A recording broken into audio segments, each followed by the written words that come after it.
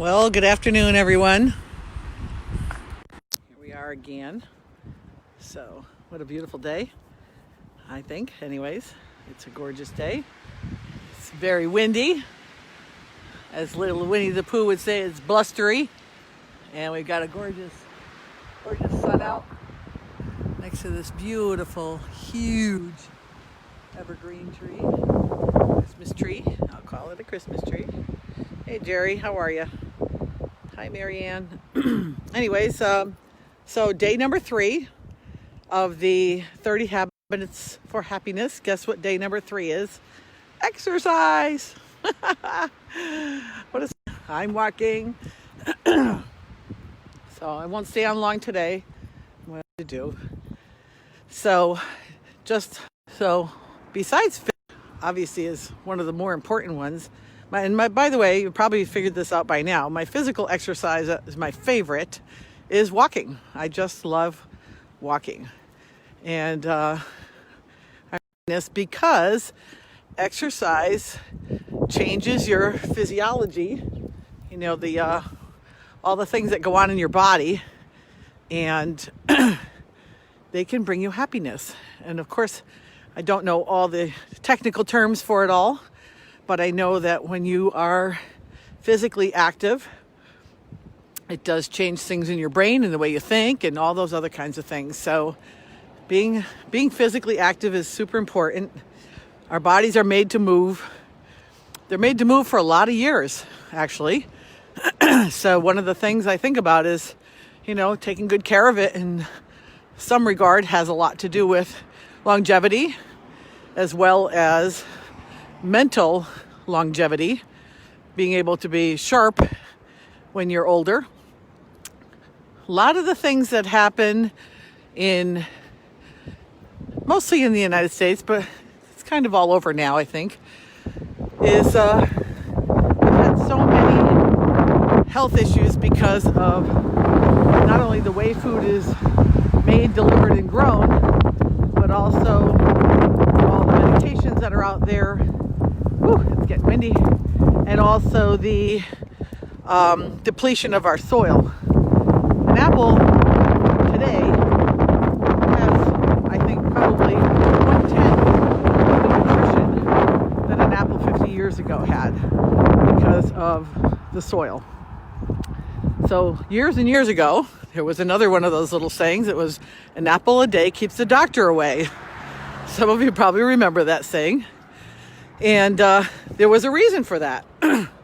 The reason for that is, hi Cindy.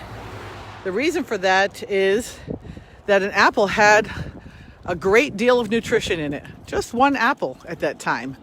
And I forget who did some kind of a study once, and I think it took like 50 apples to duplicate what one apple did from those many years ago.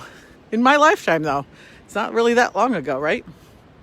So I think about that, and I'm thinking, if it happens to apples, it probably happens to everything else.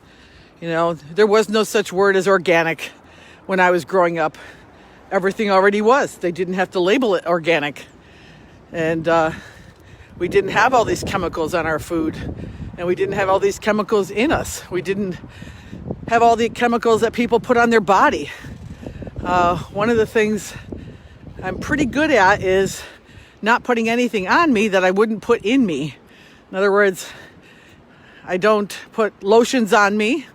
I use coconut oil or other oils. Something that would be edible is pretty much most of what I put on me. There are exceptions here and there, but it's pretty rare. But women especially put a lot of chemicals in their bodies and on their bodies. But it's not limited to women. A lot of people do. Lotions and shampoos and makeup and all those things have tons and tons of toxic stuff in there. So we need to exercise and drink a lot of water to get rid of some of those toxins. But why just not put them in there in the first place? So that's just my thoughts about those things. And I think exercise, keeps the heart pumping, keeps the brain sharp, keeps the body moving. It actually gives you more energy.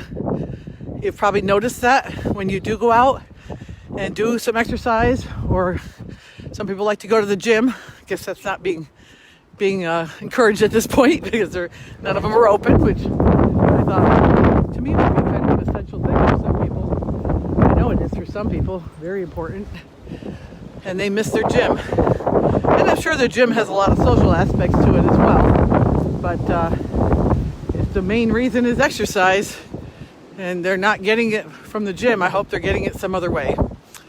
And people are buying things for their homes to exercise at home. I have a few. So think about what you do for can each day. Sometimes I'm even better than that. I've gone an hour walking already. Obviously, I'm not online that whole time. I'm just walking. But you know what? I enjoy it. So for me, that's my post of the day, thought for the day. And one of the habits for happiness, one of the 30 habits for happiness. So that's happiness. Habit number 3 is exercise. So day 1 was be kind. Day 2 was eat well. And here we are on day 3, and it's exercise. So I hope you get some today. And going with me, unless you're walking with me, this doesn't count, guys. I know a few of you want it to count, but it doesn't really.